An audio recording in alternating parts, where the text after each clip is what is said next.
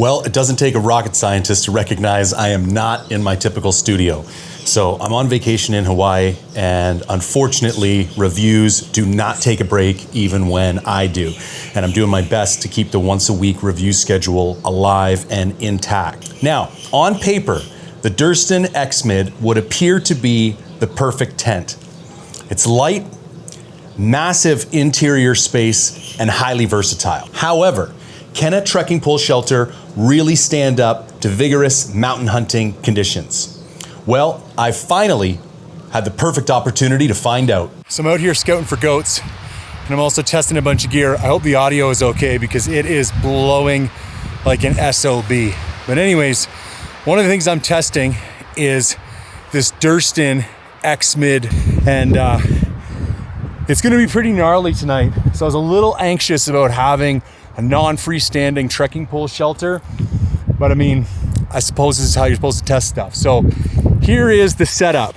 So I'm in some pretty wicked country. Now here's the tent. I know it looks weird from this angle. It's because it's this weird geometric shape. Trust me, it is hung appropriately. It looks better from the other side.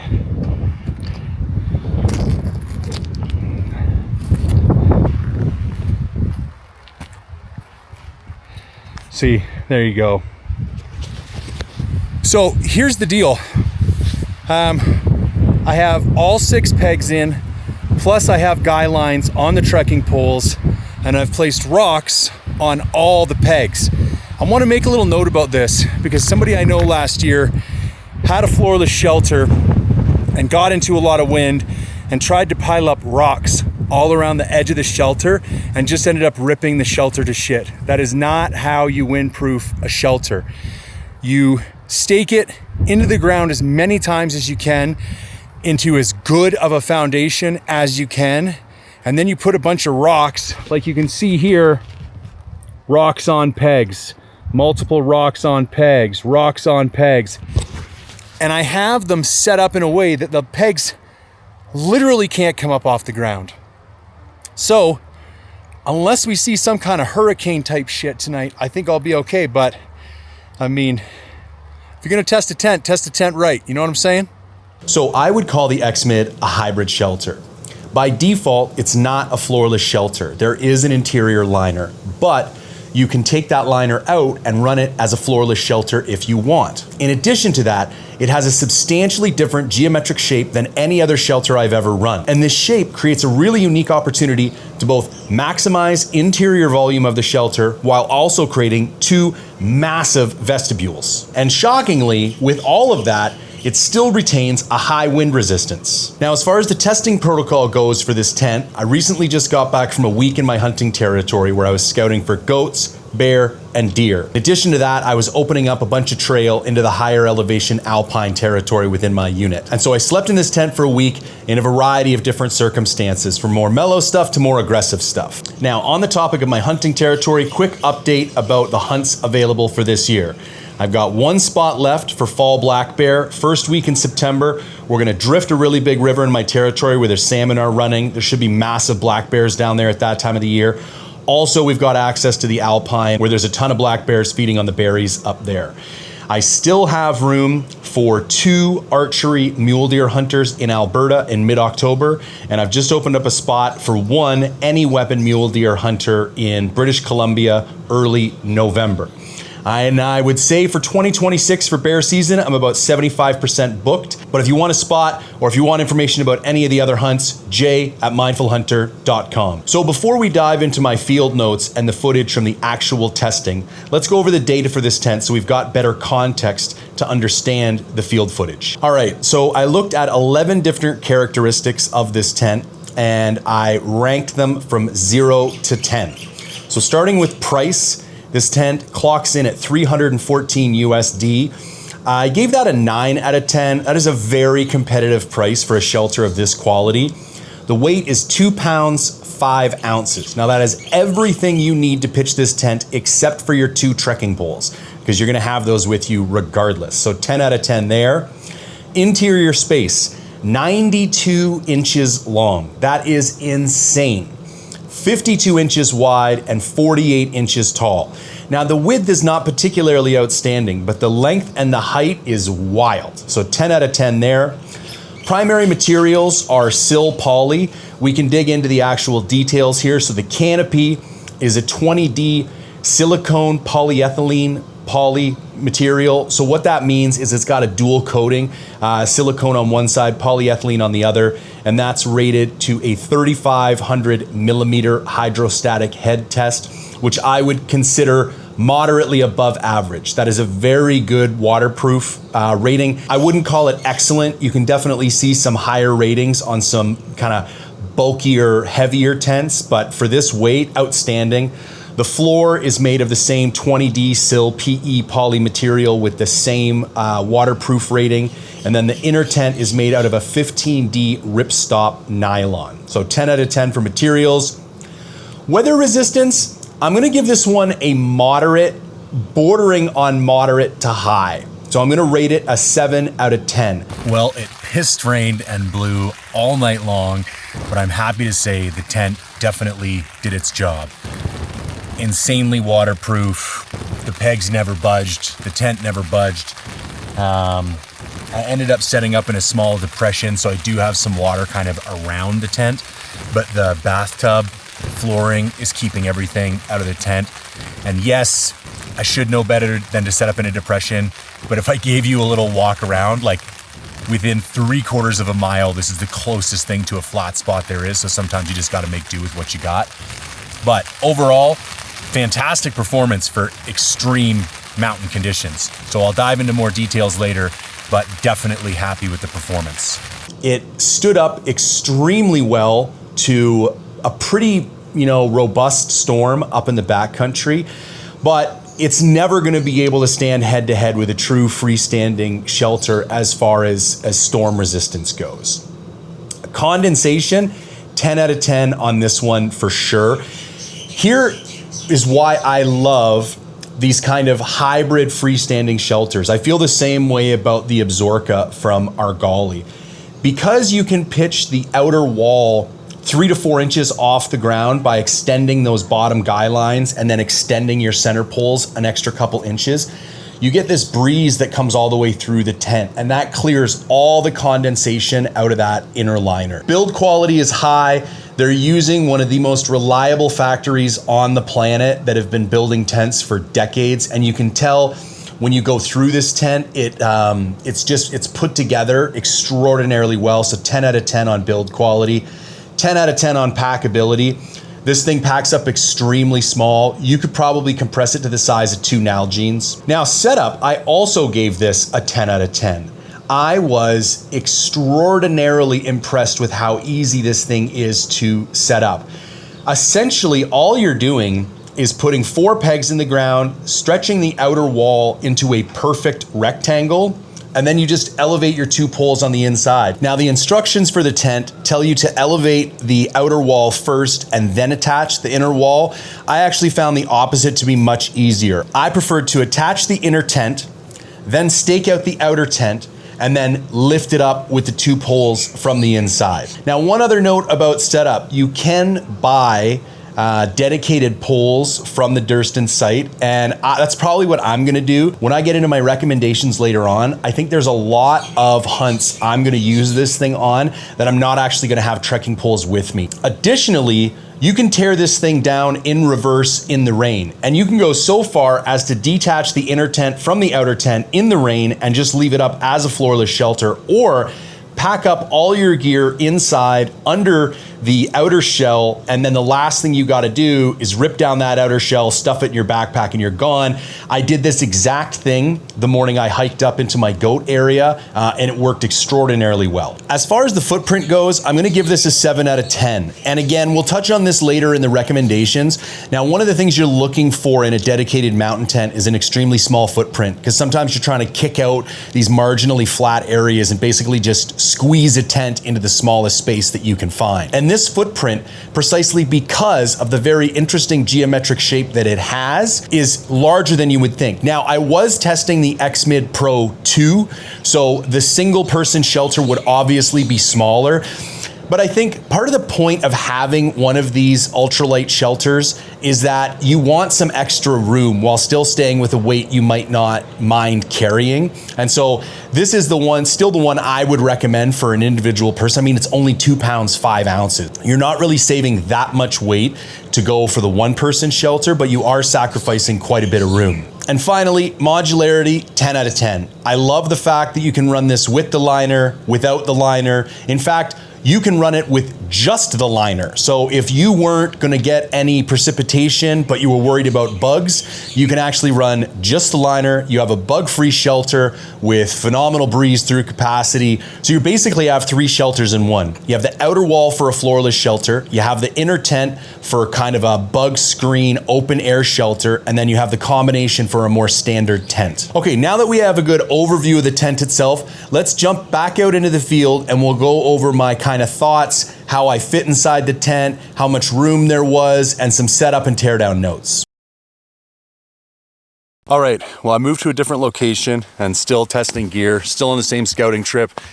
I actually came over here to set some cameras for bear and deer and then do a whole bunch of shooting. I'll get into that in another video, but I've been crushing rocks at 800-900 yards for the last day. So back to the Durston tent. Now, here is another look at it. This is set up properly. And I gotta say, after having set this thing up a few times now, it is way easier than you think it would be.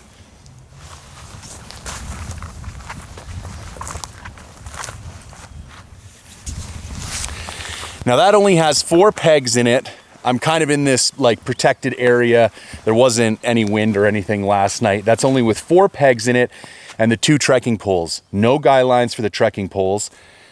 And all you do is stretch this thing out in a perfect rectangle. You start with the short side, stretch it out tight, and then put the long leg out at a 90-degree angle and put the 4th corner and you make a perfect rectangle out of it. That's it. Then you stick the trekking poles. And like I said in my other video, I prefer to leave the insert attached. I found it much easier once the insert was attached. You didn't have to crawl in and try and put all these little hooks in. Anyways, not a big deal. Durston's got a ton of good videos on their website about how to set this thing up. That's not what this video is. But what I will do now is hop inside, because you know one of the most important things for me is how much room there is inside of a tent and the weight, obviously, and kind of the correlation between those 2 variables. So one of the first things I want to point out is these super cool magnetic enclosures, these magnetic snaps. You can see, it's hard to do one-handed with the camera, but basically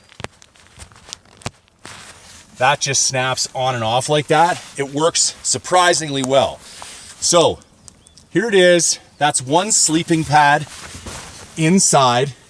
Let's just put this in the middle. So like, this is how much room one guy would have in there. Tons of space. Now I'm gonna go to the other side to show you the vestibule. This is one of the most impressive things about this tent. So when this is held out fully, there is to give you an idea, that's what it looks like when it's taut. The vestibules are massive. Like, you can easily fit an expedition style hunting pack in one of these, no problem. And you still have tons of room for your boots and everything you want kind of access to while you're inside the tent on the other side. That is the serious limiting factor of most ultralight tents, is that they basically have 0 vestibule space. So 10 out of 10 for vestibule. Now let's climb in and we'll have a look with me inside. All right, so this is me inside. I have easily 6-8 inches, tons of room front to back.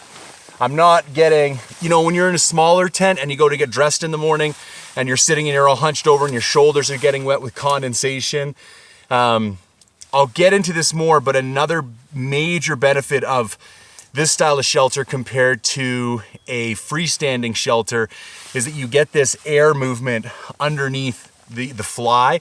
And so almost no condensation in here whatsoever. but huge room. When I lay down, my toes aren't touching, and I've got 3 or 4 inches from my head. I'm 6'1". Now the last thing I'm gonna do is put a second sleeping pad in here so you could see, if you did want to run this with 2 people, what it would look like.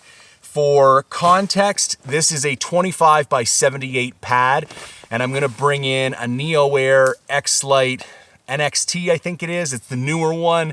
It's the large mummy. I think it's not 25 by 78, but it's really close. Okay, here we go. So this is 2 large sleeping pads side by side. Now, something to note is that the interior of the tent, the liner, is not square. And so there's more room. You can see there's more headroom on this side, and then on this side, there's more headroom on this end here. And I think if you had 2 mummy pads, it would really be ideal, because then you'd have the skinny end and the fat end. Sorry, you'd have, let's go to this side, it makes more sense. Because see how there's more headroom on this side. So you put the fat end of the mummy pad, the skinny end, and then you're sleeping nose to toes. Overall, pretty impressive. You could, like, it's not, I like my privacy and I like my space. In real world situations, if I'm gonna run multiple dudes inside of a shelter, I probably want some kind of teepee where I've got a lot of room. However, if you were doing a quick goat trip or something where weight was absolutely a necessity to cut, you could 100% put 2 dudes in here, no problems, especially if you had 2 mummy pads. All right, now that we've gone over some data and then added my field notes, it's time for me to share my final thoughts and recommendations. Now, I will say out of the gate, this would not initially be my first choice for a mountain hunt. I think the larger footprint, the kind of moderate to moderate high storm resistance, I still get somewhat nervous about taking a non-freestanding shelter into the mountain. So if you're only gonna own 1 shelter and you do a lot of mountain hunting, I don't think I would recommend this one. However, I think for elk hunts in September, I think for some late season mule deer hunts, depending on the territory where you're setting up camp, this is a phenomenal tool to add to the toolkit. I would argue this is probably the shelter on the market that has the most favorable weight to room, especially when you consider the size of those 2 vestibules and the ability that gives you to keep all your gear dry and accessible from the inner shelter itself. I love some of the little touches. As I noted in the field footage, those little magnetic closures are absolutely brilliant, and I love when people add these little Easter eggs into their product. As I mentioned before, super easy to set up. Really great feature to be able to pack up your gear inside before tearing down the shelter, so you can keep your gear dry both for tear down and setup of your shelter. Yeah, and I think in closing, I would just reiterate my initial recommendation. Would I say this should be your only tent if you're a dedicated mountain hunter? No. I think there's probably better tents for that. I think something like a Hilleberg Niak, if you were only gonna own 1 tent for the rest of your life, I think that's probably the best all-purpose tent on the market. However, it's almost 3 times more expensive than this tent. And it's heavier than you need for a lot of situations, and it's not nearly as roomy as you need for a lot of situations, and the vestibule sucks. So if you already have a decent 3-season kind of dedicated mountain shelter, and you're looking to add another tool to your toolkit, I think this is a phenomenal choice. I'm super impressed with this tent, and I'm gonna be getting a lot of use out of it in the future. Did you find that review helpful? In general, do you find unbiased, non-sponsored gear reviews helpful?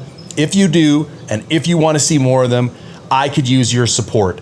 And the way you do that is by going to mindful-reviews.com. Pick one of the subscription plans, come and join the community, super active forum, really great online presence. We're up to over 410 members now. We'd love to have you come down and join in the conversation and start making better choices about the gear that you buy for your hunts in the backcountry. All right, folks, if you could take a moment and engage with this content in any way, shape, or form, like, comment, share, subscribe, I would greatly appreciate it. And as always, thank you for tuning in.